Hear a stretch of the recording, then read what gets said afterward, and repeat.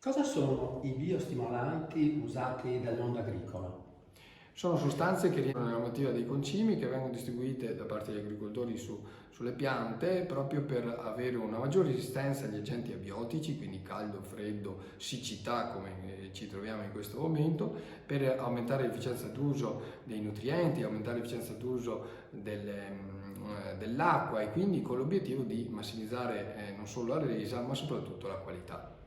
Ecco, proprio di questo, di biostimolanti in campo, Veneto Agricoltura organizza il 1° luglio presso il Centro Sperimentale per l'Orto Floricoltura Po di Tramontana a Rosolina, in provincia di Rovigo, una giornata aperta, proprio biostimolanti in campo. Spieghiamo un pochettino a chi ci ascolta di cosa si tratta.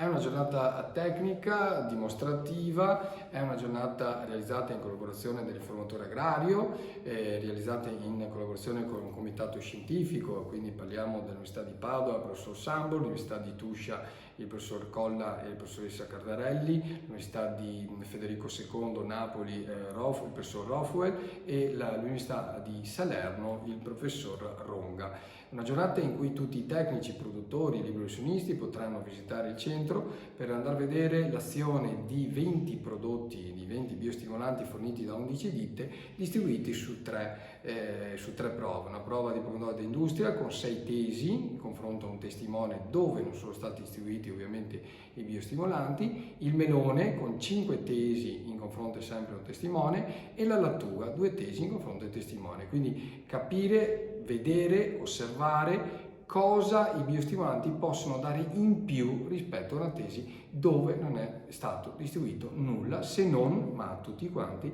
una distribuzione di concimi dove noi abbiamo preso spunto dal disciplinare agronomico della regione Veneto. Quel giorno però non parleremo solo di biostimolanti, ma la giornata aperta prevede delle altre cose molto interessanti. E cosa esattamente?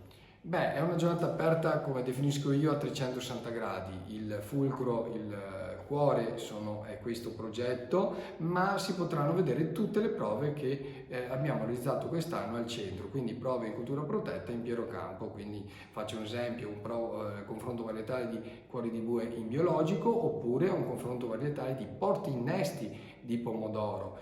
Quindi non solo prove varietali ma anche di tecno-attivazione. Parliamo dell'irrigazione di precisione in cultura protetta, una unica varietà di pomodoro a grappolo che è coltivata con un sistema a pacciamatura biodegradabile in confronto di un sistema senza pacciamatura e capire quindi qual è il risparmio dell'acqua, visto che è un momento particolare, un momento di piena siccità e quindi piena crisi di questa fonte della produzione che è l'acqua, capire se è possibile, fermo restando la produzione, se è possibile ridurre l'utilizzo dell'acqua.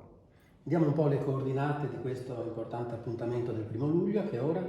Allora, 1° luglio alle 9:30 si inizierà con i saluti e poi si partirà subito a vedere la prova di biostimolanti con un gruppo di persone che vedremo man mano che la gente appunto si registrerà e ci sarà appunto questo numero di 40, 50, 60 persone, si parte, quindi alle 10 ci sarà il primo gruppo, alle 11:30 il secondo e alle 14 il terzo. Ovviamente ci saranno le ditte che hanno fornito i biostimolanti che esporranno i propri prodotti e rimarranno a disposizione poi di eventuali domande e alla fine del primo giro si completerà poi con un giro vedendo le prove sperimentali del centro poi Tramontana, non solo orticolo ma anche floricole.